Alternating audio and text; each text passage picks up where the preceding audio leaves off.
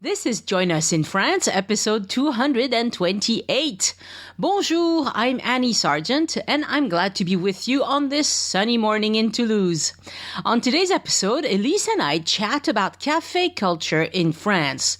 This episode is part French lesson, like what are the words you use in order to order your coffee in Paris? Part French culture lesson, so café etiquette in France. What do you do? What do you not do? And at the end, a little bit of a rant from me about finding the perfect café in Paris. Show notes and photos for this episode are on joinusinfrance.com/228. This is where you'll find all the French expressions we teach you today all written out. There won't be an episode 2 Sundays from now on April 14th because I'll be visiting Nice and the Riviera with a dear friend of mine, and I cannot travel and podcast at the same time. It still takes me 8 hours to put together an episode, even all these years later. But I will release an informal, unedited Nice special report for patrons that Sunday. So that's April 14th. Join Us in France is brought to you by Patreon supporters and Addicted to France, the small group tour company for people who want to enjoy France to the fullest with zero stress. I still have a few spots left for the walking tours on May 8th to Montmartre and Père-Lachaise, and May 7th to Saint-Germain-des-Prés and the Latin Quarter. I hope you check them out on addictedtofrance.com. I would love to meet you in real life.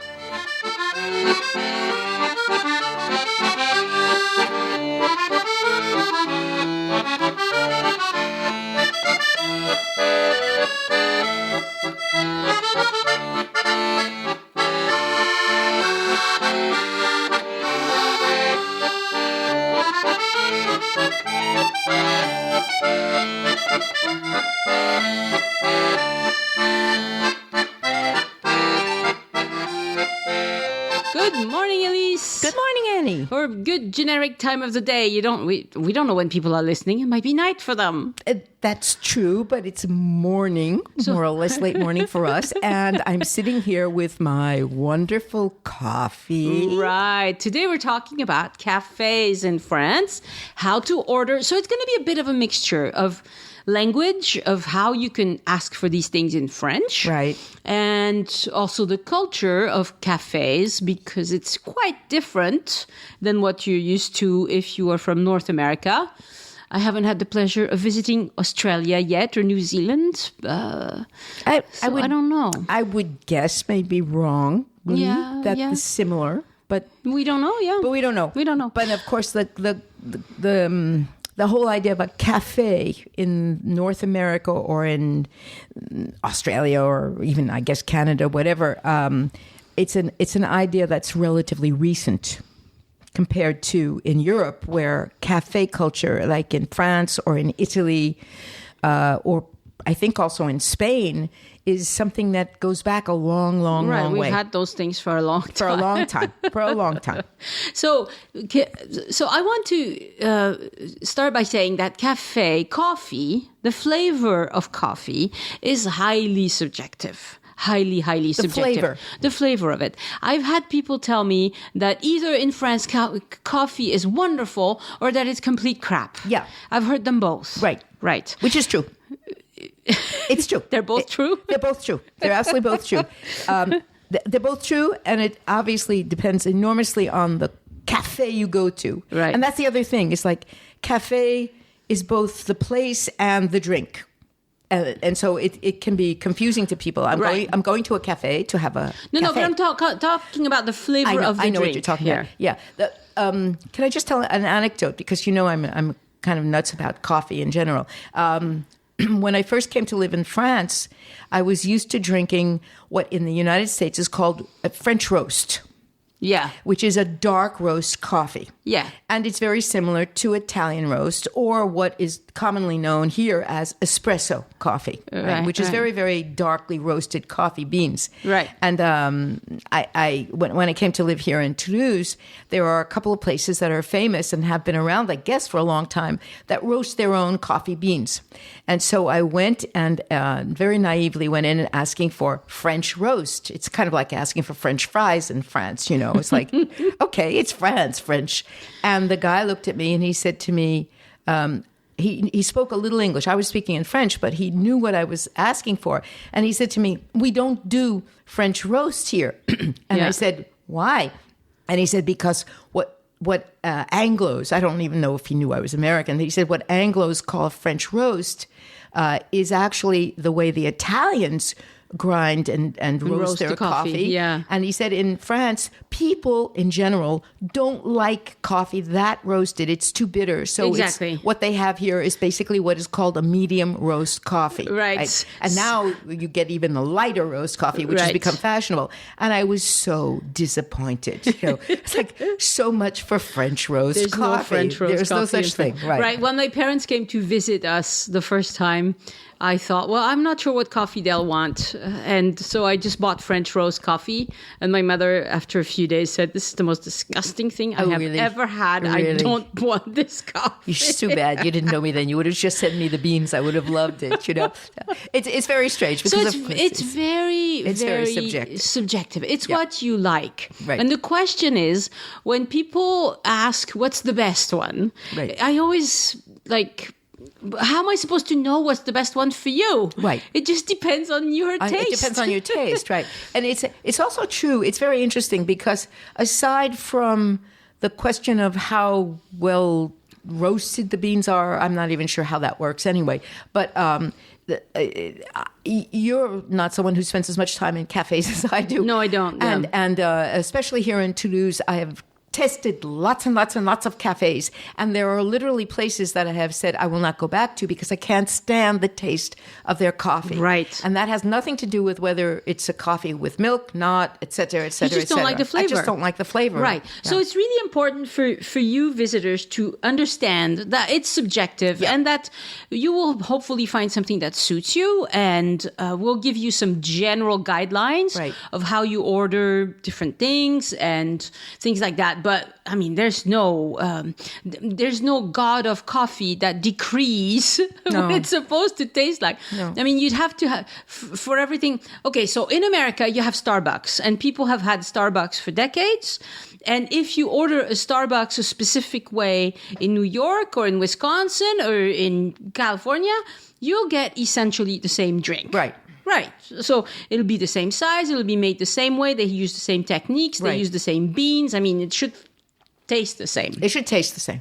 We have nothing like that in France. Right. Except, I mean, we do have Starbucks. We have a few Starbucks. Well, right? we have in Paris. We have a bunch of them. Bunch of them, yeah.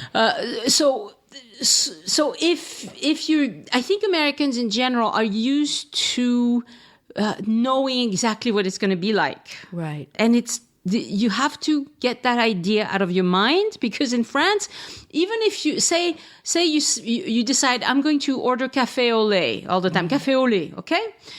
Well, a café au lait in one cafe is going to be different than another one, and then Right. another one, and another one. There is no standard. Right. So there are some general rules. Okay, so I've got 20 points I want to make. 20, that's a lot. 20 of them, that's a lot, That's yes. a lot, right. But some of them are going to go Right. fast. To just add to that besides the fact that it's very unstandardized, which is basically what you're talking about. Yeah. There are several companies that are all over France that are the companies that actually produce coffee beans that are sold to the cafes. Yes. And sometimes you can actually get an idea if you have a specific taste in coffee, because very often, interestingly enough, I don't know if it's not every cafe, but very often the insignia of that brand Right. is on the cups. Yes. Or there's a sign in the cafe. Correct. That gives you an idea of where they get their coffee from. Right. So if you're someone who's spending a certain amount of time in France, not just a few days, and you'll get to recognize that after a while. few brands, and you know, they serve that one or this one or whatever. Yeah, so it's different. It does help. Okay, so the first thing is that most French people drink black espresso. Yes. And they drink it black. And they don't add coffee or cream or any sugar, or cream or anything like that to it. Do you think most people drink it without sugar? Because that's not my experience.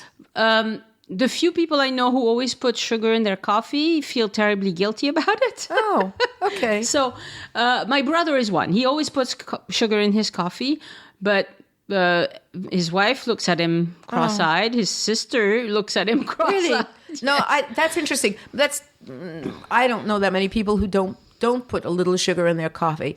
But you're right. It just depends. It just depends. However, what I was going to add too was that most people drink coffee black during the day, but I know a lot of people who drink coffee with milk in the morning. Right, that's a breakfast thing. It's a breakfast thing. We'll get back to that in a second. So if you just want a coffee like all the other French people, you just say un café s'il vous plaît. And it's an espresso that you will get. And what will come out is an espresso. It'll be about a quarter cup in volume of liquid.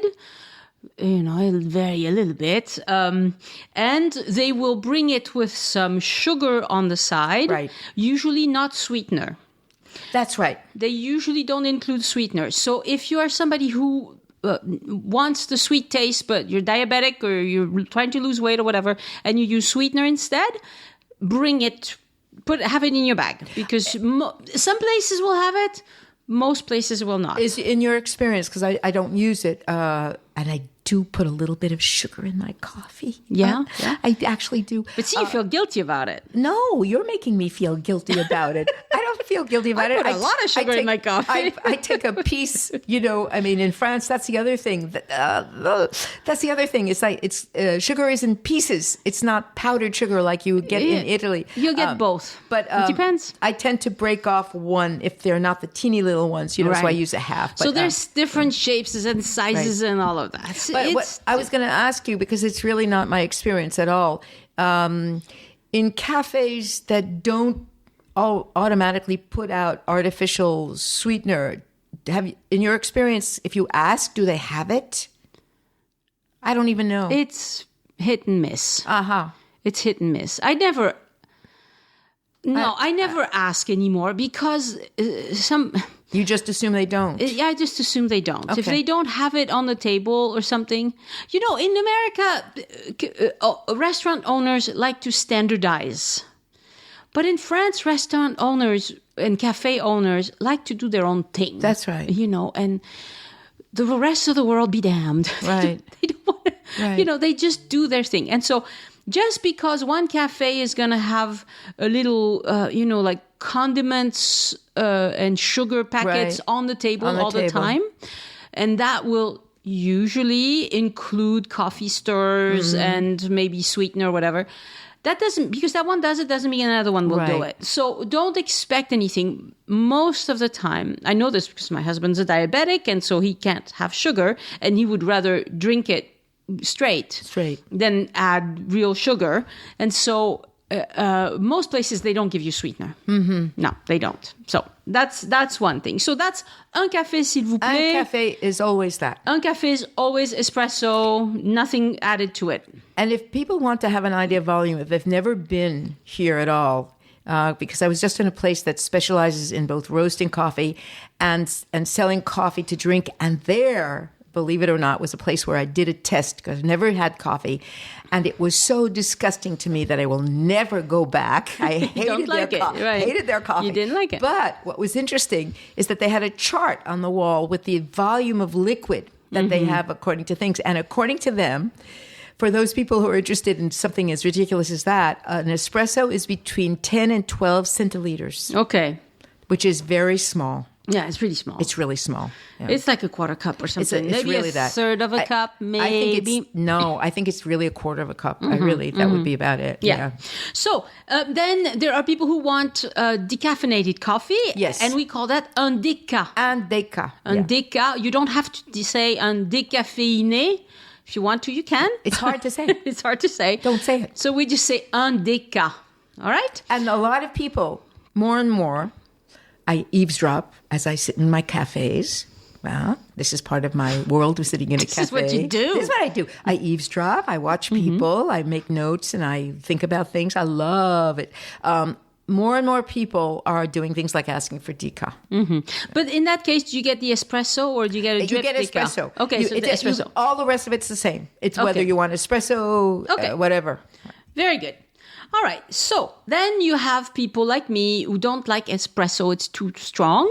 And there are several ways to ask for a little more water in your coffee. Right. You still get the espresso. They still run the espresso machine, but they will add a little bit of water to it. And the key is a little bit. A little bit. And that, a little, I mean, like, you'll go from a quarter cup to maybe a third cup. It's really not that much bigger. Right. Okay. In some places, actually, I've had it be a half a cup, and then it's sometimes too diluted. It just depends. Right. Again. So that's called un café allongé. Yes, which I like. What does it mean? It means lying down, stretched out. Yeah, stretched out. Yes. Stretched out. Or un américain. Yeah. Is another way to say that, because they've noticed that Americans don't like their coffee quite as strong as all that. Or you could also ask for un café léger.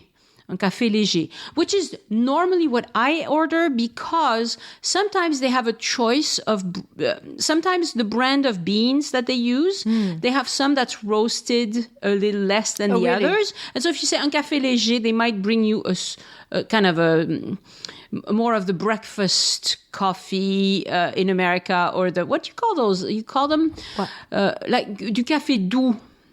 In France, you can buy beans that are called doux. I have and they're no not idea really doux, but I have no idea what that's called in the States. And that's about the roast. I think it would be just a medium roast. Yeah, I think that's what it would be.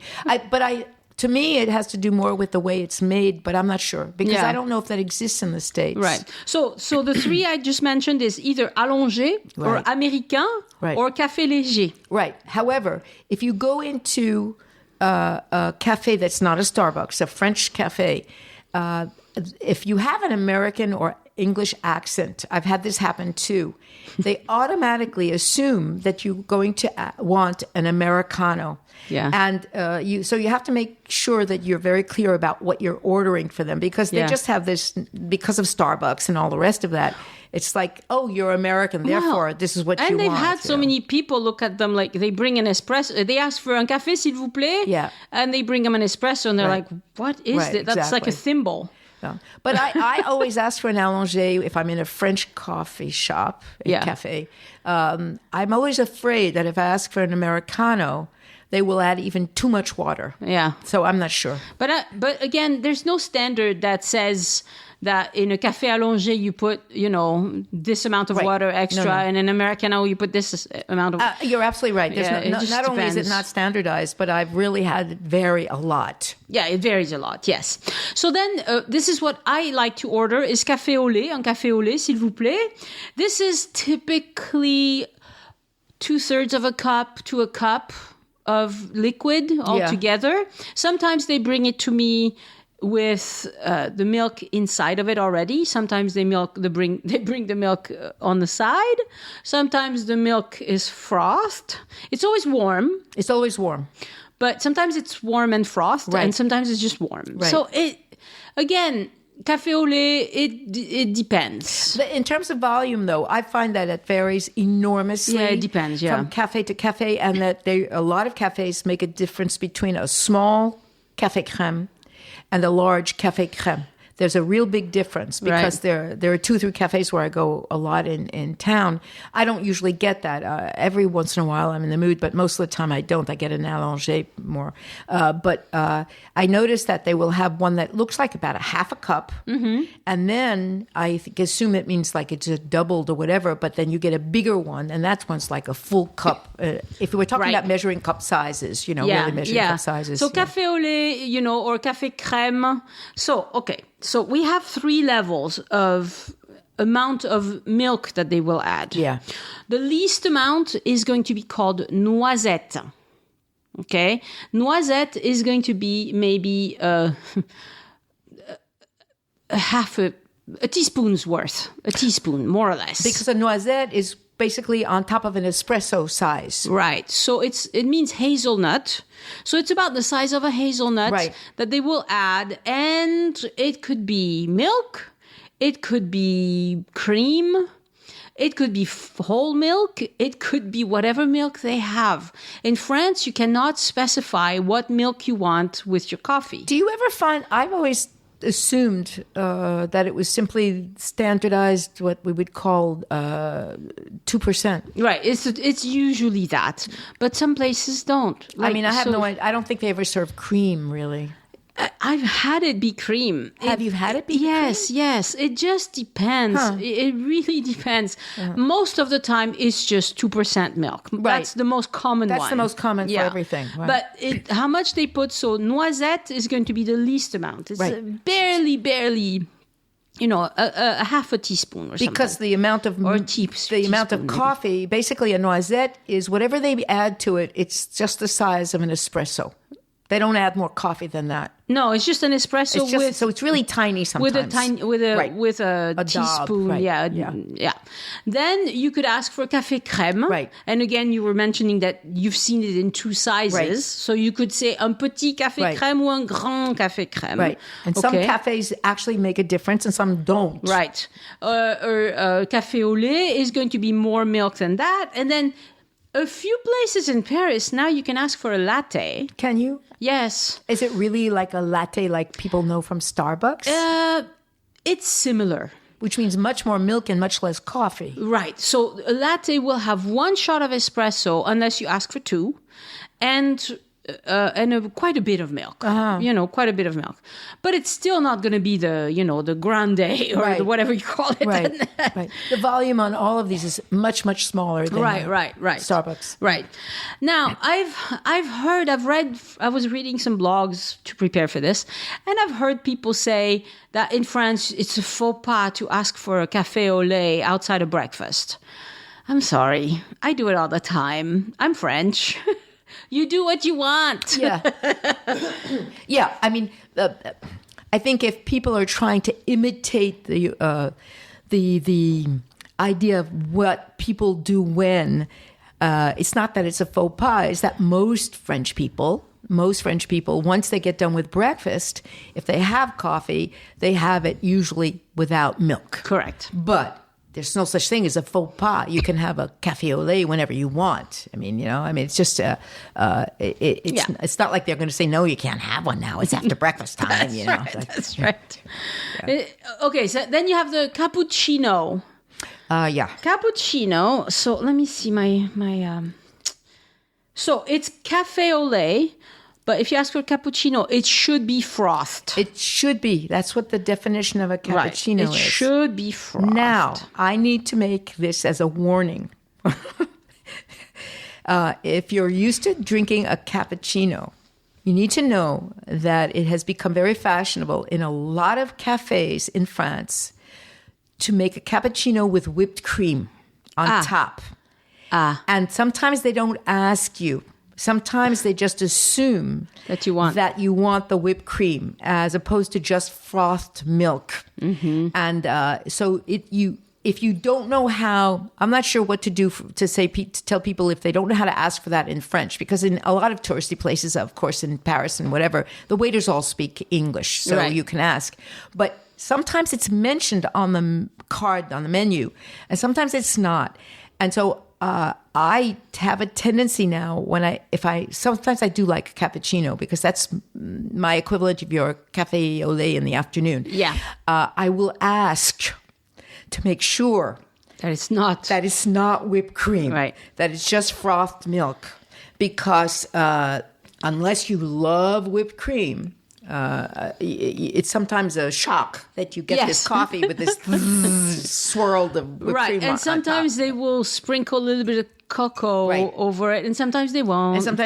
Right. It just depends. Yeah, I think that, unfortunately, that was like one of those things where let's imitate what's done in a lot of other places like Starbucks and add something else to it. And so that's what has happened. Right. Yeah. Let me go back for just a second to this idea that you can't ask for a specific milk. This is important for people who are vegetarian. Well, not so much vegetarian, but vegan. If you go to a cafe and you want like almond milk, they probably don't have it. They don't have it. So So get your coffee black and then you won't have this problem because in France it's very unusual for cafes to have soy milk or almond milk or any sort of different milk like that. It's extremely unusual. Yeah. And I have to say that there is one very big Starbucks in Toulouse, which has been open now for a couple of years. And I noticed that only recently, because it's a franchised Starbucks, okay? Only recently have they started announcing that they have almond milk and soy milk. Wow.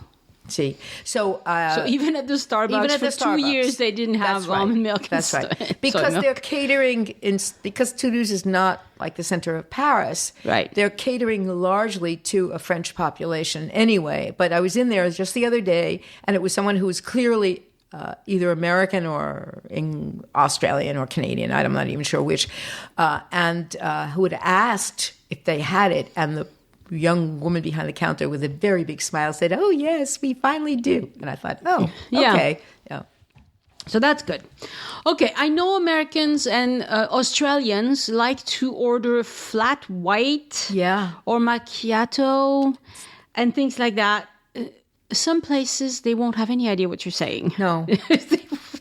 I don't know what you're saying. I don't know what a flat white is. Outside of Starbucks, as far as I know, it does not exist. Right. Okay? Flat white is a new thing that is largely, you could say it's kind of like a cappuccino, only it's got more coffee. It's stronger in terms of the amount of more coffee. Shots?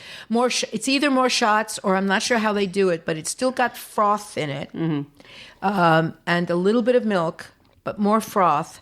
But my experience is that it is stronger.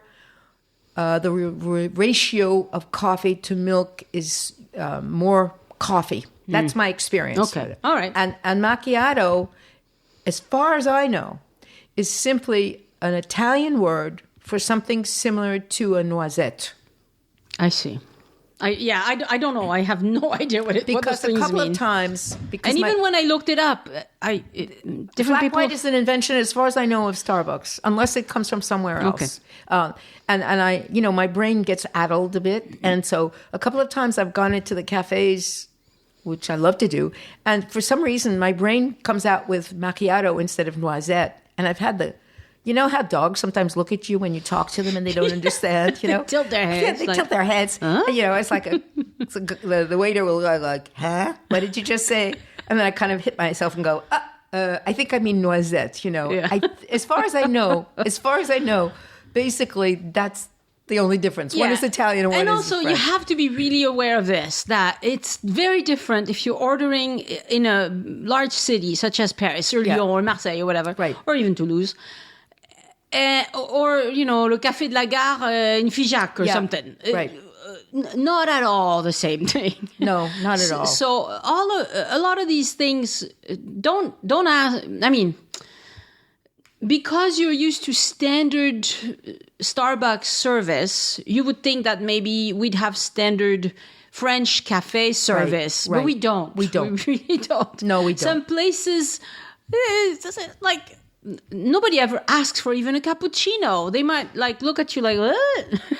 Some of these waiters, they're 16. What do they know? Well, not only that, but it's true. If you're outside of tourist areas, they just will not know what you're talking about. Right, right. Another thing is, in France, we have this thing called café liégeois. Et chocolat liégeois. They're not coffees at all. Not really. So this is ice cream, a ball of coffee ice cream, and they usually put some sort of coffee syrup on top. Right. And if you ask for chocolat liégeois, it's going to be chocolate ice cream with some sort of chocolate syrup on top, and usually whipped cream. So this is a dessert. It's a dessert. Right. If you ask for that for breakfast, they're going to probably give you a health warning. Probably. I'll probably tell you they would say, well, we don't do that for breakfast. So. Right. Another thing that's really, really common in France is the café gourmand. Le café gourmand. Wonderful invention. Right. So that's at the end of a meal. This is not for breakfast either, by the way. No, not for breakfast either. Just at the end of a meal. Lunch or dinner, doesn't matter. Dinner. Right. You can ask for, and it's usually on the menu. Right. As café gourmand, which means you will get an espresso with sides of bite-sized pastries. So it could be, maybe they'll have a macaron. Maybe they'll have... it's a miniature flan, but usually. Des petits like a little crème brûlée. Right. Maybe they will do a tiny little, le truc de Bordeaux, là, les cannelés de Bordeaux. Right. Or a mini piece of brownie. A mini piece of brownie, mini piece of cookie. And some places, they have several. So with your little coffee will come 3, 4, 5, 6 little bites of dessert. Right. Usually those cost more. And sometimes it's just a couple of them. That's right. I've never seen less than 3. To me, it's one of the greatest inventions in French cuisine in the last century. It's like the café gourmand. You can do a café gourmand and even ask for an allongé. Yes. And they even now do a thé gourmand if you're really not someone who drinks coffee. Yeah. And it's basically a sampler of desserts. And I've never seen less than 3. Okay. And I've never seen more than 5.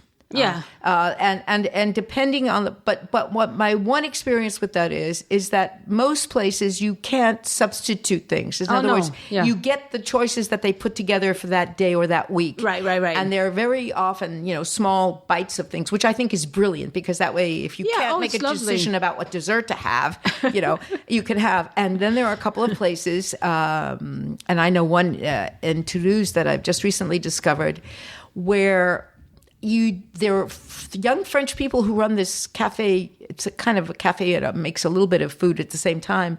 But their café gourmand is so enormous that you need 3 people to finish it. Right. Some places it's a lot. It's a lot. But usually they'll charge you, 10 euros for it. The price will probably tell you exactly how much there is in it. But it's a lot of fun if you want to have a real little sampler of different desserts. And usually there's always one you don't want. So if you're with somebody else, they'll eat it, whatever. Yeah. I mean, it's really fun. I've seen them with like maybe a mini baba au rhum, maybe a mini strawberry tart. Yep. Some places don't have those. It just depends. So it just depends. If you're in the mood for coffee at the end of your meal and a little bite size of something sweet, café gourmand is excellent. It's a wonderful idea. Yeah. Then tea and coffee. Tea and herbal tea. Yes. So don't call it tea. I order that. So you can ask for un thé. But then you will get black tea. Right. Or green tea. Right. Exactly. You will get only tea with caffeine. Typically black tea or green tea if you don't... So some places will let you specify everything. Some places will bring you a nice box with different choices and you choose. Some places, all they have is black tea. And that's what we got. And that's what you get. That's it. That's like the Café du Commerce à Figeac. I'm sorry. If there is one, maybe it's lovely. I don't know. I'm just making this up. You're making it up. Yeah, I'm making this up. Café Figeac. Café du Commerce, attends. Café du Commerce. Café du Commerce, yes. But Café de la Gare, voilà. Le Café de la Gare, yeah.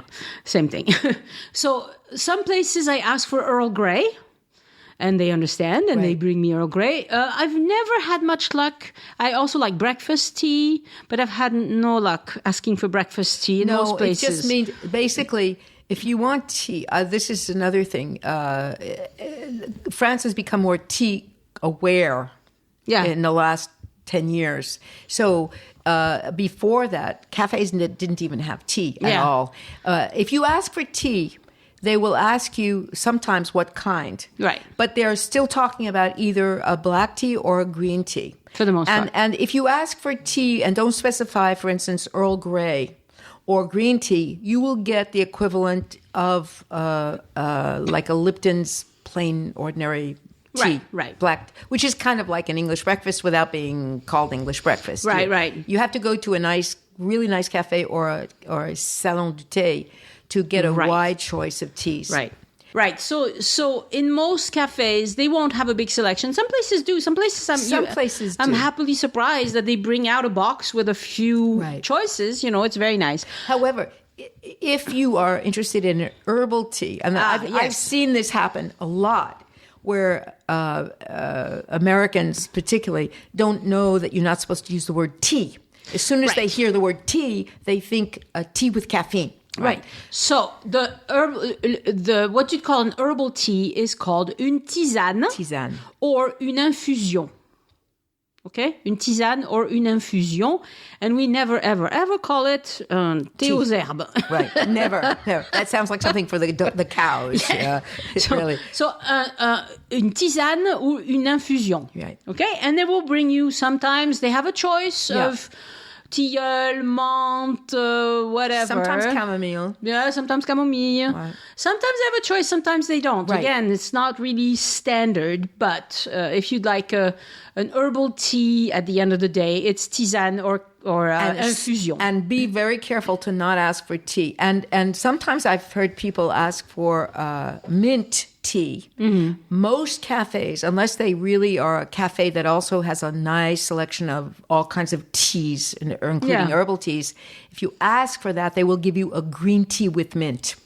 So you have to know whether you really want something with caffeine or not.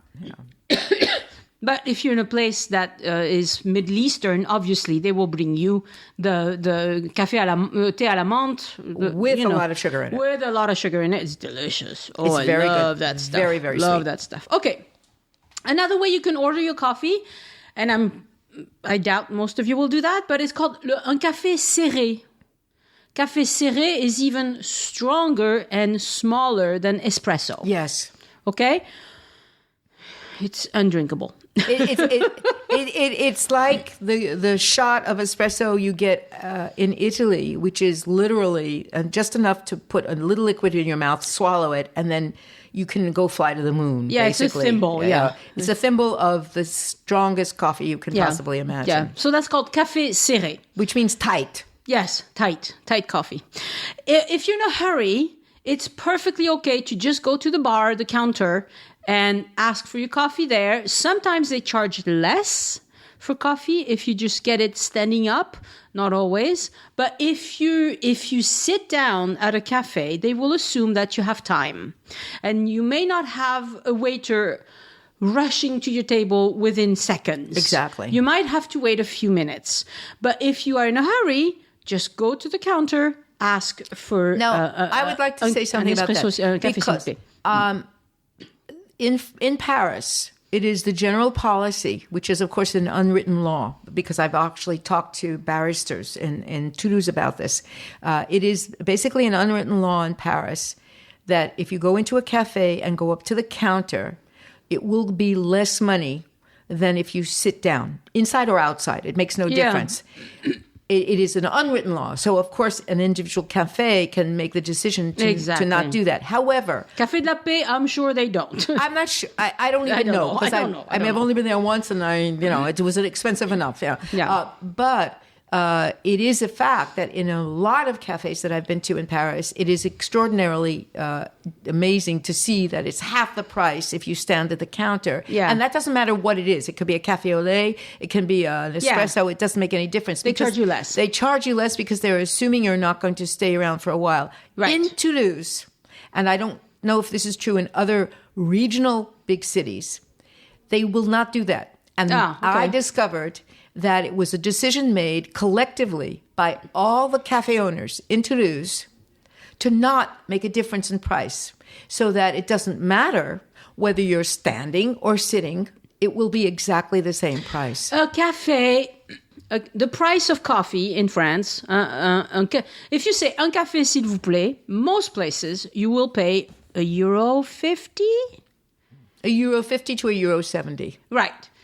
It's more or less that. Right. Now, there are places that charge way more than that, okay? The touristy places typically will charge as much as €8. Oh, I've never seen that. I've seen it. Well, it was a café au lait. Okay. Café au lait across from Place de la Comédie. Yeah. There's this beautiful little cafe, and it was raining cats and dogs, and I had my camera with me, so I run into the cafe. I sit down. It was pretty. I took some photos. It was beautiful. That's why it was expensive. $8.50 for the café au lait. Yes. And my niece got a tea, I think, and hers was the same. It was almost $20. That's outrageous. For 2 drinks. That's really outrageous. So I'll never go again. Even if it's raining cats and dogs, I'm never going into that thing again. No, I mean, come on, it's like 5 times more. I'm bad at math, but if you... Four times. When I ask for café au lait, I usually pay... You're talking Paris prices. No, I'm talking here in the south, in Toulouse. If I ask for café au lait, it's going to be $2.50, $3.50. $3.50 now. Yeah, more likely. Yeah, more likely. My little cafe in the next village, it's less. But well, that for sure. It'll be less. So it just depends. But if you go to the cafe, the cafes on the Place de Capitole. Oh yeah, it's expensive. An espresso is already €2. Yeah, just an espresso. So it's touristy. It's the main big square in the city center. Right. So prices will vary. Very, very. But they have to post the prices in public. Yes. So if this is something that concerns you, the price you're going to pay, before you enter, it has to be posted somewhere. It has to be posted somewhere by law. So so look for that. And not only that, but if people pay attention, the sign will say sitting down and standing up, 2 different prices, particularly in Paris. So you will have the list at the counter, and then the thing if you're in the sitting in the room. Yeah, I never look at those lists. I mean, sometimes I'm a fool. Ask, I just go. If it's a cafe I don't really know, depending on the situation, but I've just asked a few times just to get an idea. Mm-hmm. Another thing is you can always ask for water to go with your coffee. Yes. Always. So you can ask for un verre d'eau, s'il vous plaît. So you could say un café et un verre d'eau, s'il vous plaît. Oui. That would be perfectly fine any time of day. Or if there's several of you, you could ask, for 3 coffees and une carafe d'eau. Yeah. Okay? So that's the rule. They have to, if they serve you anything that they're going to charge you for, you can ask for tap water. Now, sometimes people are uncomfortable with the idea that if you are several people and only, for instance, suppose you are 3 people and only 2 people want to order something to drink, it's okay. You can sit down and ask for a glass of water. And ask for just a glass of water. Yeah. Now, you can't do that unless other people are ordering. Right. But it can happen that there's one person in the group that just doesn't want to order 2 something. cafés et un verre d'eau, s'il vous plaît. Right. Yeah. They might try to upsell you and say un Perrier or, but no, un verre d'eau. Right. Just un verre d'eau. That's it.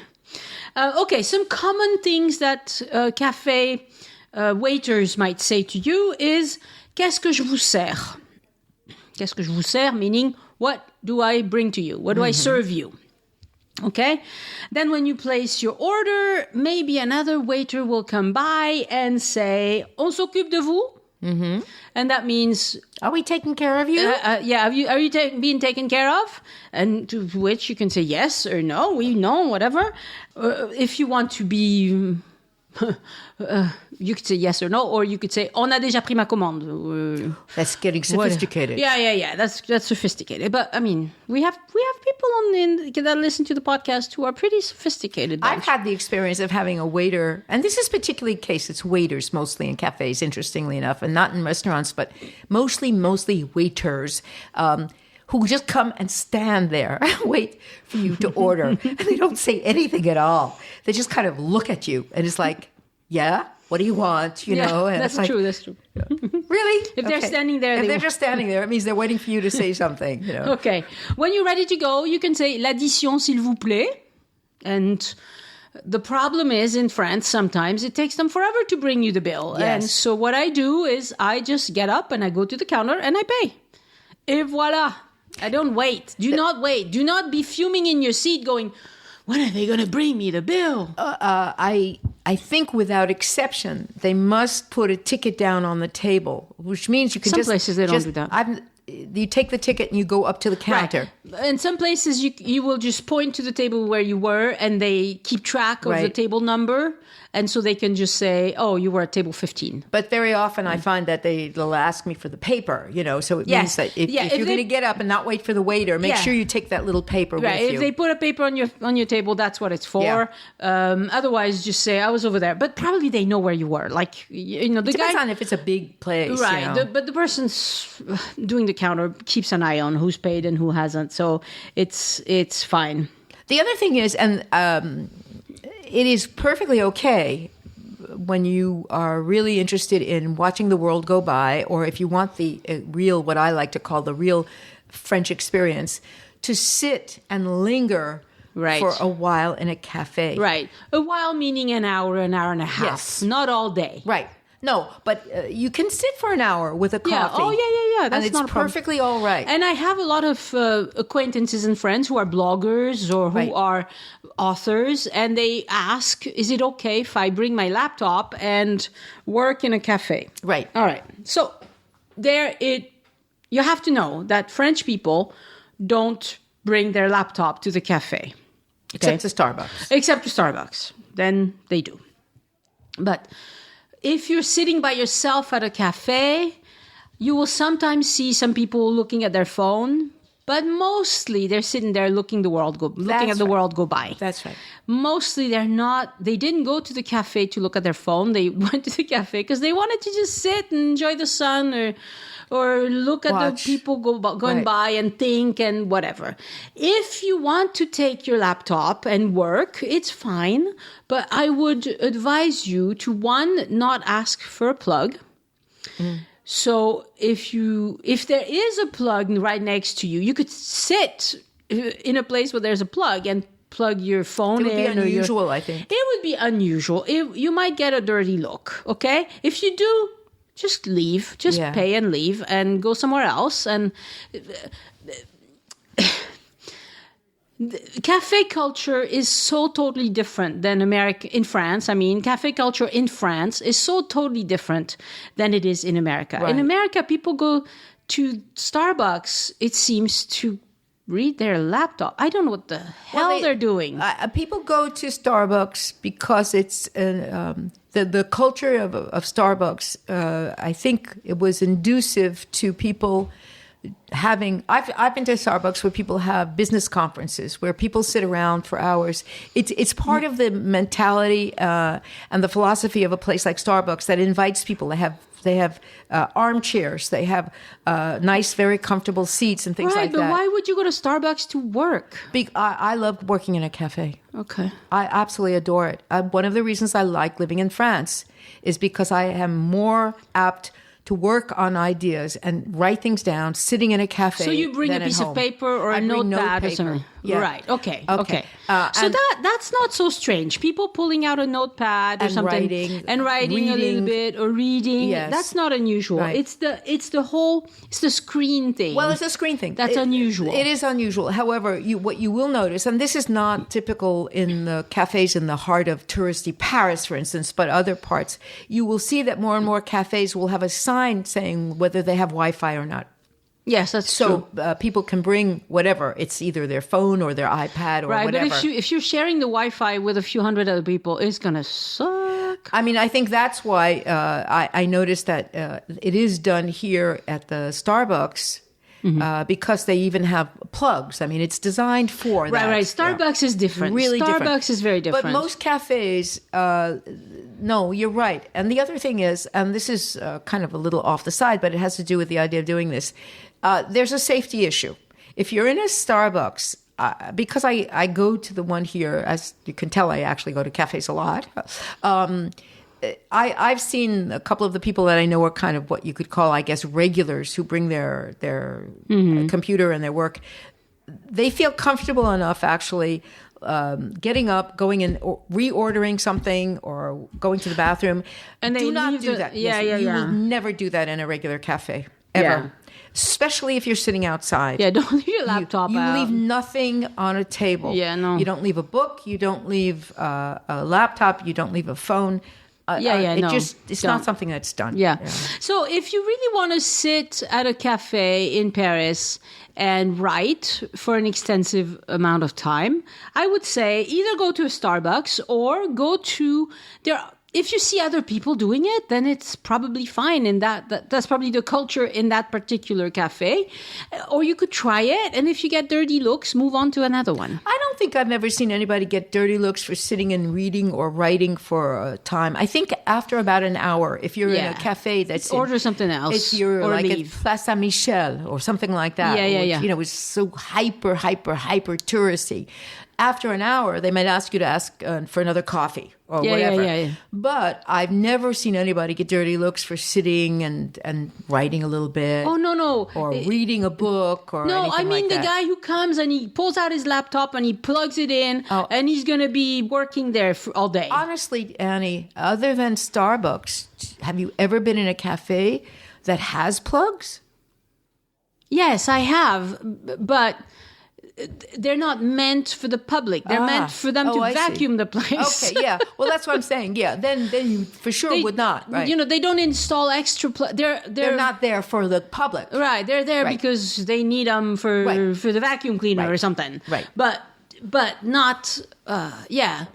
See, for me, I go to a cafe to get away from work. When I go to a cafe, I certainly don't want to take my work with me. If I'm in Paris, it's different because I don't have my workstation with my extra screens and all of that. But I'd rather work from home than from a cafe. But that's just me. I'm very French that way, I guess. I like to... Well, I don't know about that. I think that it also depends because you have tourists who obviously want to see the world go by. But I think a lot of people who live in an urban environment, they go to a cafe to be outside. But to be outside, to get away from work, to get away from things, whatever. And sit and enjoy, for instance, the fresh air or sometimes the sun. Right. And that's why a lot of people will hang out in a cafe. Right. And a lot of people in Paris have very small apartments. Yes, right. And so they can't really invite their friends over at home because they don't even have enough chairs or a big enough table for everybody. So very often people in Paris will meet at a cafe because then there's room for everybody. Right. You know, that's what it's for. And that's why cafes in Paris are so full. Because, even locals enjoy them very much. I find that's true here in Toulouse. Oh, yeah. As soon as the weather is nice. Oh, yeah. High school kids meet and hang out together in a cafe. They certainly do. Working people at lunchtime or right after work will meet at a cafe. And cafes don't have just coffee. They also have beer and juices and wine and all kinds of other sodas and things like that. Yes. That's another thing. Yeah, there's no such thing as a cafe in France that doesn't have a liquor license. That's right. So at least I don't think so. I've never seen one. They can always serve you a glass of wine. Always. Or a beer. Or even sodas, sodas juices, whatever. The famous drinks that in France people drink a lot in the summer, which are with these syrups, these fruit syrups. You can get a Perrier with the syrup in it, things like that. However... Or like your husband, the milk with a strawberry. Yeah, someone who never drinks anything other than beer, wine, and coffee, except in the summer, who likes this cold milk with strawberry syrup. It is the most unbelievably I was weird so pink surprised. color. So we're sitting in next to the Luxembourg Gardens, God. right? And we're enjoying a nice ray of sunshine. And he shows up and he orders milk with strawberry syrup in it. What is it called fluorescent anyway? pink. It's called fraise au lait. Fraise au lait. Fraise au lait. Yeah. It's like, really? Okay. So if you want like the syrup, it's like Mentalo or Grenadine would be, but these are kids' drinks. And if you have American kids, they probably wouldn't like them. But they maybe wouldn't like Grenadine. them. Maybe Grenadine, maybe. Yeah, but they definitely wouldn't like the mint. No, I don't think they would like French the mint. minty syrup is It's very minty. It's very minty. Very minty. And very green. They wouldn't like it. But if you want to go to a place that does not have alcohol, then you have to go to a salon du thé. Ah, yeah, salon de thé. They don't have salon any. de thé is something that is very popular now and didn't exist 15 years ago. And it's rare 15 years ago. It was very rare. Now it's common, yeah. Now there are lots of them. And they specialize in all kinds of teas, all kinds of coffees, hot chocolate, and desserts. Right, desserts. Very nice desserts. And yes. usually wonderful desserts. Yes. And there you might, if they sell food also, have a glass of wine, but they wouldn't have a hard liquor license. No, they wouldn't. So that's it. That's cafe culture. Now there's something I want to say that I kind of touched on it a little bit at the beginning, but I want to get back to this. Somebody, I don't know if you've ever heard of Quora. No. It's a site where people ask questions. And some of the times the questions are very thoughtful and sometimes they're really idiotic. So somebody asked me specifically, and they can tag you and ask you questions. And this person asked, what are the most authentic and legendary, in parentheses, frequented by the Parisians and not tourists, Parisian bistros and cafes? So you want it to be legendary, but French people only. Like, are they going to check ID at the door? No, but they're going to say, "Oh, you're a tourist, get out." No, but only I think French people. We're talking about there is such a thing as famous cafes. Right, okay, there really are, and then you have famous cafes that are, I would say, still a mix of real Parisians and then tourists. And then you have famous cafes like the ones at Saint-Germain, which are almost exclusively tourists. Le Café de Flore. It's just tourists. Come on. I never hear anybody speaking French in there, ever. No. But if you go to some of the ones in Montparnasse, of course. Then you have real Parisians. Right, yeah. But it's because they're not just cafes, they're also brasseries. Right. But also, if this person says he wants it to be authentic and legendary. Right. If it's legendary, it's been written up in blogs, in books. Right. If it's been mentioned at any point by Rick Steves, you can be very sure that it's going to be full of visitors. Right. There's nothing wrong with that.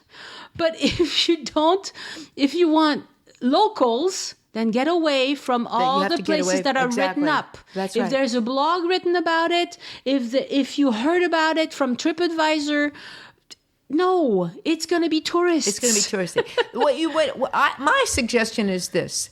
Unless you don't venture out of major tourist areas, let's say we're talking about Paris, okay? Mm-hmm. Paris is nice and big, and it's got zillions of cafes in lots of different neighborhoods. Of course. The best thing to do is leave the heart of the major tourist areas, wander around, and when you find a beautiful cafe with nice tables outside, sit down there. Right, try it. That's all. Just try it. Yeah. Because those are usually cafes that are appreciated by the people in a particular neighborhood. Right. In Paris, you have everything from the dingy, grungy, local little cafe that you would not want to set foot in. Yes. To really beautiful cafes with big terraces that are in neighborhoods that most tourists would never go to unless they were wandering. Because there's nothing to see there. Because it's just a local area with maybe a nice Carrefour. Maybe you see nice buildings. Maybe you see some trees in front of you. Maybe you just see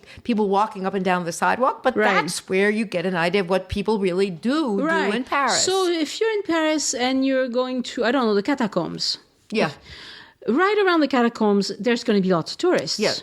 But if you walk away a little bit, even, 500 meters, then it's not tourist town anymore. It's regular French town. It's just old 14th arrondissement. Right. So that's what you need to do. But if you feel the need to seek a recommendation, either on a blog or on a group or in Facebook or anything like that, well, if it's recommended, probably it has been recommended a ton, and it's going to be mostly tourists. And it's going to be mostly tourists. The regular cafes that French people go to all the time don't get written up. No. They don't get recommended. No, they don't get recommended. Regular old cafes. But I've never had a tourist ask me, hey, can you recommend a regular old cafe? No, they always want the best or the most famous or the most this or the most that. Well, you can't have it both ways. Those exist, but they will certainly have tourists in them. Right. Now, if people want to go to legendary cafes, the three areas I would suggest are exactly right across from the Saint-Germain, right. where you have the Deux Magots and all. Les Deux Magots, le Café de Flore, la Brasserie Libre. Then you have Montparnasse, where you have Le Dôme. Yep. And you have the others that are wonderful, that are huge because they're also brasseries and they're famous also. And the two or three around the Châtelet, where the theaters are. You have the Sarah Bernhardt Theater, and I think the other one's just called the Theater of Paris, but I'm not even sure. And there are 2 or 3 cafes there that are beautiful with Art Deco and Art Nouveau interiors. Right. And they are used by the people who go to the theater and by the tourists and this and that, but they're famous and they're beautiful inside. Right, and they are going to cost more. And so everyday Parisians don't go there. Right. I mean, they might go there one day like me because it was raining. Out of the theater, they might go there. Right, across from the Comédie Française, it's mostly going to be beautiful old cafes. And it's gorgeous. But you pay for that. Right, it costs a lot of money. I was going to say, the one I mentioned to you just before, if you want to do something really out of the way, you really explore, for instance, the Gare de l'Est, which is one of, there are quite a few train stations in Paris. It's a beautiful, beautiful, renovated Art Nouveau building. Yep. And it has a magnificent historical monument cafe inside it. That's Art Nouveau. But I would say it's not worth it to take a bus and go out of the way just to go to that neighborhood, just to go to it. But if you happen to be in the 10th or 11th arrondissement, then it's worth it. Yeah. It's beautiful. It's beautiful. Right. You have the Café de la Paix by the Opera House. Oh, it costs a fortune. Yes. And but there you are. But if you ask for recommendations on TripAdvisor or on the Facebook group, guess what people are going to tell you? Right. They're going to tell you about the famous ones. Yeah, exactly. Which is fine. Yeah. But you can't say I want famous and locals only because they don't check ID at the door. No. Okay. And also you have to know that there's 2.3 million Parisians and at any given time 23 million visitors each year. Okay? So the ratio here, 2.3 versus 23 million. That's enormous. Of course, there are a lot of visitors in Paris. And there are lots of cafes. Right. There are lots of cafes. So if you go a little bit outside, sometimes all it takes is walk 500 meters. Yep. And you will find the places that nobody talks about, nobody writes a blog about, nobody certainly podcasts about. Because what am I going to do? On the podcast, give you a list of normal little old French cafes? Nobody's going to listen to that. It's not interesting. They're just little old French. C'est le Café de la Gare, le Café du Commerce. Right. But nobody writes them up. They're just Which is why it's best doesn't mean to that walk they're bad. around in a neighborhood that's not highly touristy. Right. So somebody else asked, does anyone have recommendations for non-touristy local bistros in Paris? I've tried searching old threads, but I'm mostly finding touristy places with mostly English reviews. I'll be staying near the Luxembourg Gardens, but willing to take the metro and venture out too. Okay, so this is a more thoughtful question because this person obviously understands that, again, if you have to ask for a recommendation, you won't get, the answer will never be the regular old cafes. The solution to all of these questions is simply walk into a non-touristy neighborhood. That's right. And there's a ton of them. And there are a ton of them. And they're nice neighborhoods. And they're just, the Luxembourg Gardens has two sides of it that face Saint-Michel and l'Odéon and Saint-Germain. And the other two sides are beautiful neighborhoods that are less frequented by the tourists. And you just walk into them. Right. You can go up the Rue de Monge and you go that way. You can go up to the area around the law school, which is Assas, and you can walk into those streets there that are absolutely gorgeous. Right. And it's very nice neighborhoods. And there are very few hordes. They're just right. There might be there are a the few occasional visitors. It's going to be a mix. It's going to be a mix. But it's and that's normal. In Paris, normal. there are a lot of visitors. Not masses of people. You know? Right. That's to me.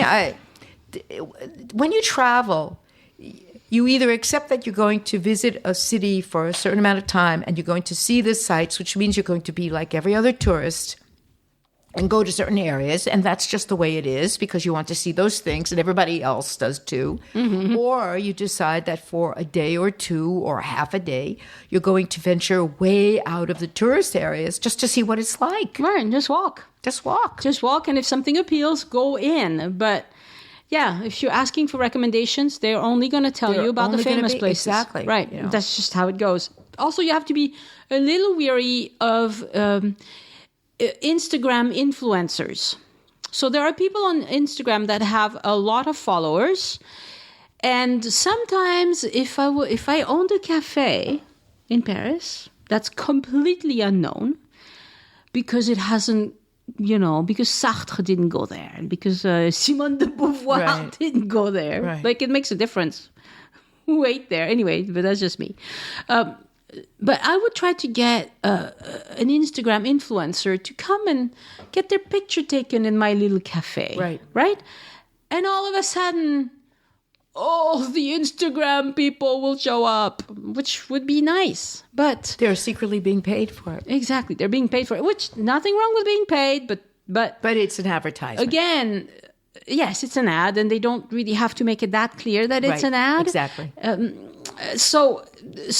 So again, if bloggers too. If you see it in a blog, if you see it on Instagram, if you see it on all of these places, it's not going to be like, it won't be locals only.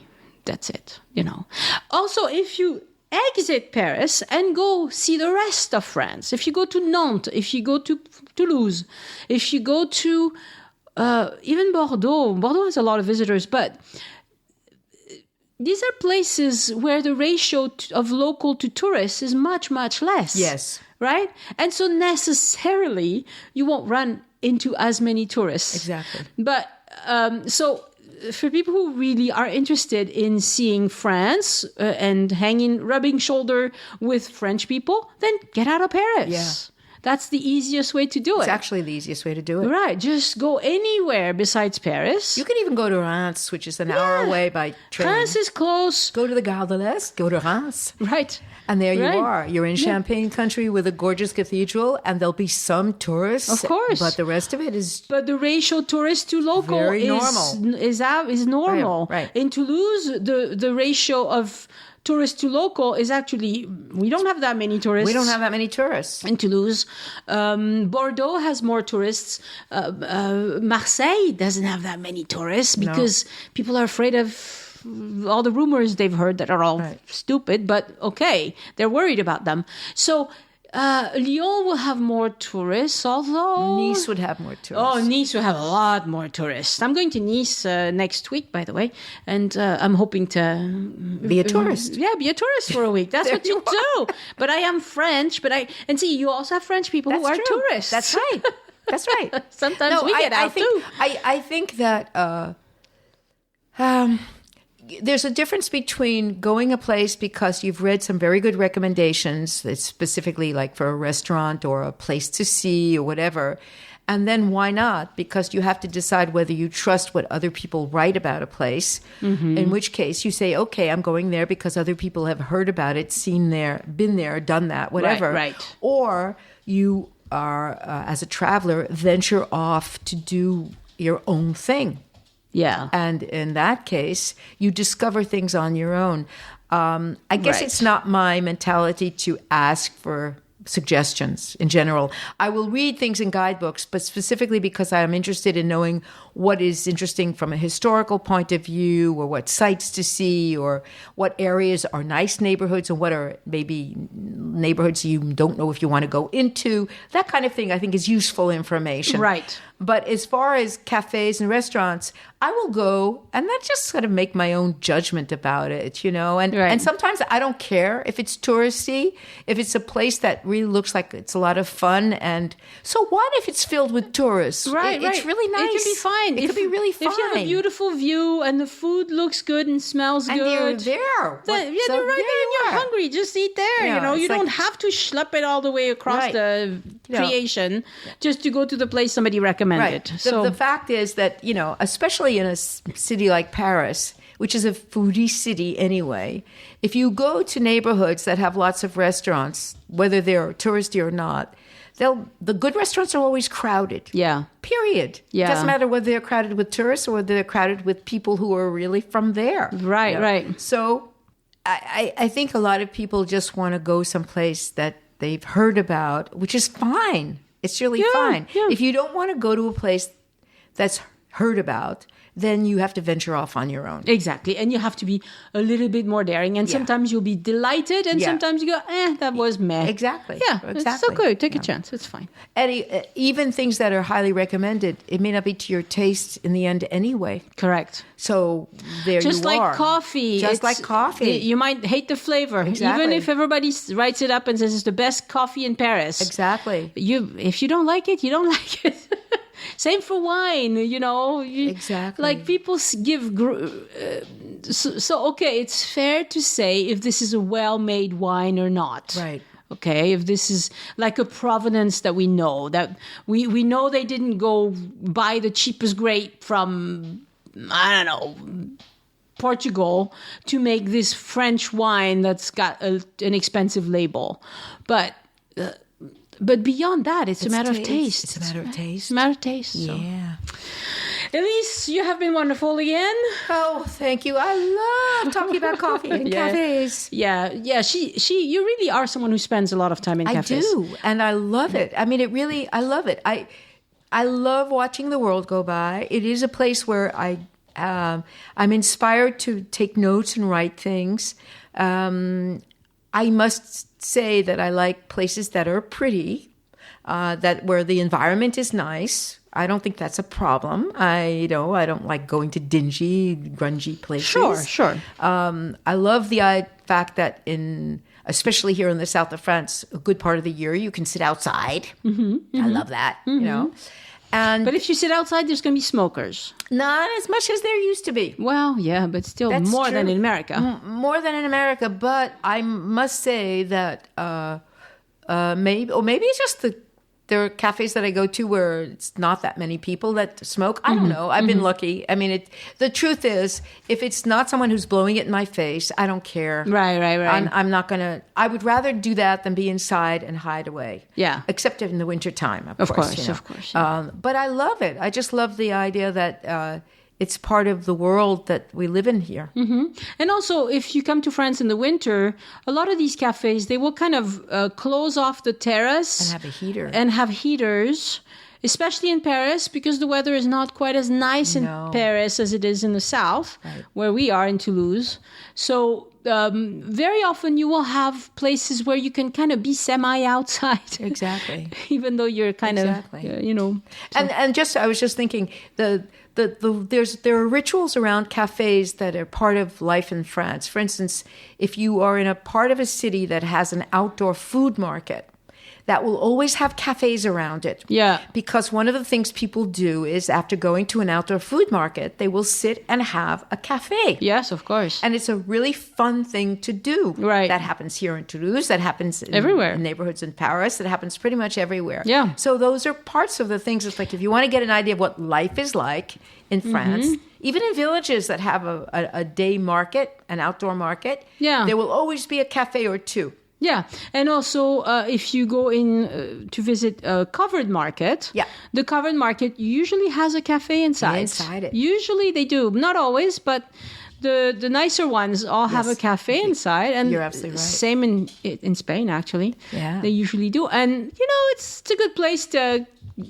go sit and think or sit and enjoy something. After you look at all the food and get up an appetite, and before you go and have something to eat. All right, Elise, thank you so much. You are quite welcome, Annie. Au revoir, everybody. Au revoir. Have a good cafe. Yes, enjoy your cafe. Thank you, Alvina Tsotsi, maybe. I do apologize, Alvina. And Kevin Lawrence for pledging to support the show on Patreon this week. I released several Patreon rewards this week. Lunch Break French was about Grey Poupon the Imposter, and a very French recipe using Dijon mustard. And the French History Brief was about the French president who fell out of a train. Yes, he really did. So, Lunch Break French is a French lesson, but unlike other classes you might take, this is at full speed. I do not slow it down. I read the text in French first, then in both French and English, sentence by sentence, so that you can understand what I was talking about, even if you didn't catch everything by ear. You know how it goes, right? You practice your French with something like Duolingo, the app, or something like that, and they constantly give you the thumbs up. You're a genius at French. Then you come to France, and it's like another planet. That's because French people don't talk like they do in Duolingo. Now, you need to learn at a slow pace. I get that. There's a really important place for that. But at some point, you need to test your ears with the real stuff. And that's where Lunch Break French comes in. And lastly, I released 2 of my best photos of France for $2 Patreon supporters. To my patrons, I say thank you so much for giving back. It's a pleasure to work on these rewards for you. And to those of you who aren't patrons yet, I say please chip in. Visit patreon.com/join us, Patreon, join us. No spaces or dashes, to see how you can make a difference in my life and do your part as well. Thank you to the nice people who responded to my request for new trip reports.